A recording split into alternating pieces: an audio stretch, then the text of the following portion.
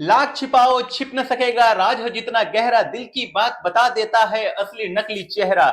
जी हाँ, ये फिल्म भले ही 1962 में आई थी, असली नकली, लेकिन इसका जो गाना होता है इतना पॉपुलर तब था उतना पॉपुलर आज है।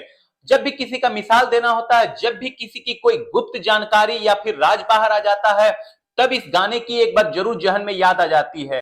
एक महिला जो अपने राज को दबा करके रखना चाहती है, लाख कोशिश करती है लेकिन छुपा नहीं पाती है, वह एक दिन बाहर आ जाती है।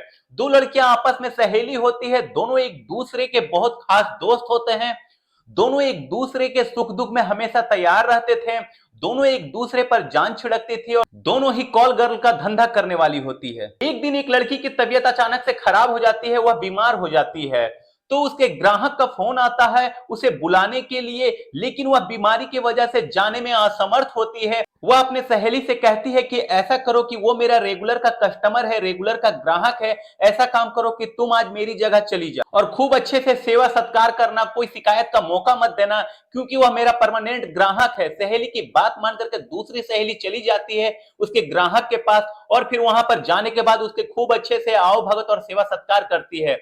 लेकिन उस सेवा के बदले जो उसे रकम मिलती है, पैसे मिलते हैं, वो उस पैसे को देख करके आश्चर्य में पड़ जाती है, क्योंकि उसे अभी तक किसी भी ग्राहक से इतने ज्यादा पैसे नहीं मिले थे जितना कि इस ग्राहक से उसे मिले होते हैं। फिर उस ग्राहक से वह इतना करीबी बना लेती है कि फिर कभी अपनी दूसरी सहेली को उसके पास जाने का मौका तक नहीं देती है और उसका ही पत्ता काट देती है।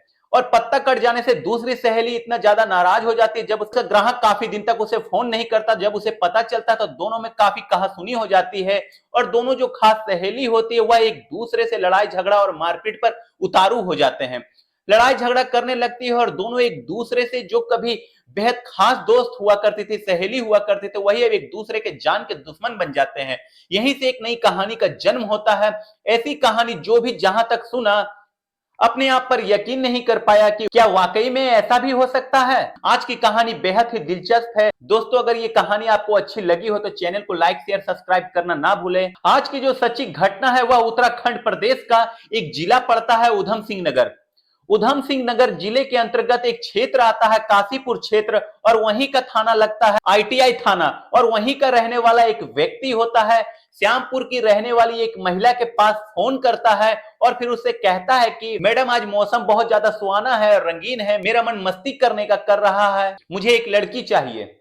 तब वह महिला आखिरकार उस पुरुष के किए गए फोन को जांच करने के लिए, तफ्तीश करने के लिए वास्तव में ग्राहक सही है या नहीं, उससे पैसे के लिए एडवांस में देने की बात करती है। लेकिन वह पुरुष एडवांस देने की बात पर तैयार हो जाता है, लेकिन एक शर्त होती है कि सबसे पहले आपको मुझे व्हाट्सएप पर कुछ लड़कियों के फोटोग्राफ्स भेजने पड़ेंगे, उसमें से मैं पसंद करूंगा, अगर मुझे जब पसंद आ जाएगी तो मैं आपको एडवांस में पैसे दे दूंगा। तब वो महिला कहती है कि ठीक है मैं फोटोग्राफ्स भेज दूंगी, लेकिन पहले ये बताओ लड़की आपको पूरे रात के लिए चाहिए या फिर कुछ घंटे के लिए चाहिए। तब वह पुरुष कहता है कि नहीं, मुझे पूरे रात के लिए चाहिए। फिर महिला दिए गए व्हाट्सएप नंबर पर कुछ फोटोग्राफ्स भेजती है जो कि 10-15 के आसपास होती है, लेकिन उस भेजे हुए फोटो में से उस पुरुष को कोई भी महिला पसंद नहीं आती है, कोई भी उसे अच्छी नहीं लगती है। तब वह दोबारा उस महिला से कहता है कि अगर इससे भी कोई अच्छी महिलाओं की फोटो हो आपके पास, अच्छी लड़कियों की फोटो हो आपके पास, तो उनको भेजो, नहीं तो मत भेजो। फिर वो महिला दोबारा 5-7 के आसपास फोटो भेजती है और उसमें से पुरुष एक लड़की को पसंद कर लेता है। फिर वो सेलेक्ट करके दोबारा फोटो भेजता है उस महिला के पास,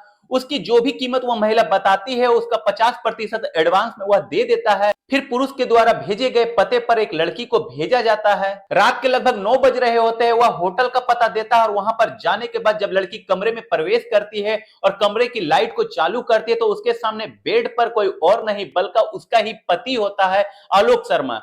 दूसरी तरफ सामने होती है वह कॉल गर्ल लड़की जिसका नाम होता है पूजा शर्मा। पूजा शर्मा और आलोक शर्मा दोनों आपस में पति पत्नी होते हैं और दोनों ही एक दूसरे को देख करके अवाक हो जाते हैं थोड़ी देर के लिए। फिर एक दूसरे से पूछताछ करते हैं। पूजा आलोक से कहती है कि तुम यहाँ पर क्या कर रहे हो, तुम क्या करने के लिए आए हो, किस लिए आए हो। तब आलोक पूजा से कहता है कि तुम यहाँ पर क्यों आई हो, किस लिए आई हो।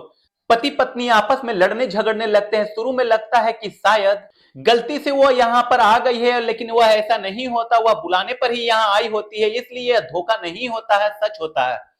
पूजा को जरा सा भी देर नहीं लगती उस वक्त को समझने के लिए वह अपने पति से मारपीट पर उतारू हो जाती है और शुरू हुए मारपीट में पूजा कमजोर पड़ती है, आलोक भारी पड़ता है उस पर। तो पति की पिटाई से आहत पूजा जब चीखने चिल्लाने लगती है तो होटल का स्टाफ और आसपास के जो दूसरे भी गेस्ट रह रहे होते उस होटल में, वह सब इकट्ठा हो जाते हैं। कमरे के बाहर आकर के जब देखते हैं तो उन्हें यकीन ही नहीं होता, जो लड़ रहे होते हैं वह आपस में पति पत्नी है। तो वहां पर आखिरकार उपस्थित लोग जो पति पत्नी झगड़ रहे होते हैं, बड़ी मशक्कत से होटल में समझा करके उसे बाहर छोड़ देते हैं। मामले की गंभीरता को देखते हुए उसी भीड़ से उपस्थित किसी व्यक्ति ने पुलिस को आखिरकार फोन कर दिया। थोड़ी देर में आखिरकार पुलिस आ जाती है। पुलिस जब पूछताछ करती है तो लड़का अपना नाम आलोक शर्मा बताता, लड़की अपना नाम पूजा शर्मा बताती है। फिर पुलिस दोनों को हिरासत में लेकर के संबंधित थाना क्षेत्र ITI वापस आ जाते हैं। वहां पर जब उससे पूछताछ करते हैं तो लड़का अपना दुख भरी दर्द भरी कहानी बयां करता है। वह बताता है कि हमारी जो शादी होती है घर वालों की रजामंदी से इनके साथ हुई थी।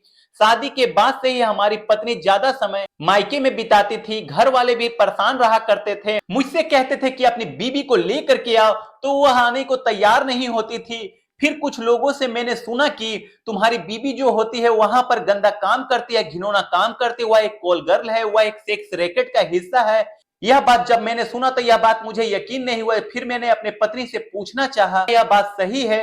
वह भी मुझ पर भड़क जाती है और लड़ने झगड़ने लगती है, लेकिन शादी ज्यादा दिन टिक नहीं पाती। फिर कुछ ही महीनों में शादी टूटने की कगार पर आ जाती है, जिससे कि महिला जो होती है अपनी मायके में ज्यादा समय बिताने लगती है और फिर वह अपने ससुराल वालों से ज्यादा मतलब भी नहीं रखती है। अब इस बात को लेकर के आलोक परेशान रहने लगता है। वह अपने इस परेशानी का हल निकालने के लिए अपने दोस्तों और रिश्तेदारों और संबंधियों से मदद की भी उम्मीद करता है, लेकिन कहीं से उसे कोई जो मदद होती है नहीं मिलती है।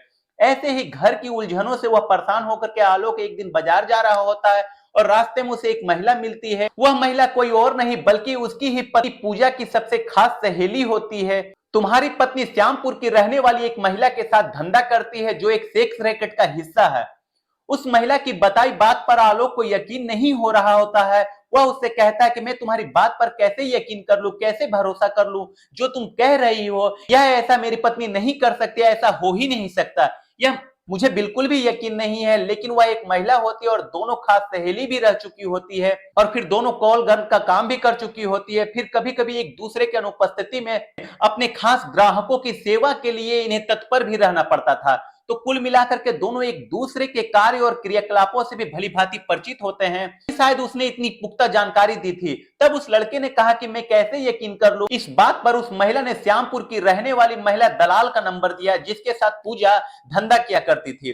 कुछ ही दिन बीत जाने के बाद आलोक उस महिला के पास फोन करता है जो श्यामपुर की रहने वाली होती है। हालांकि यह कॉल करना आलोक का उसके एक प्लान का हिस्सा होता जो उसकी पत्नी की सहेली ने बताया था।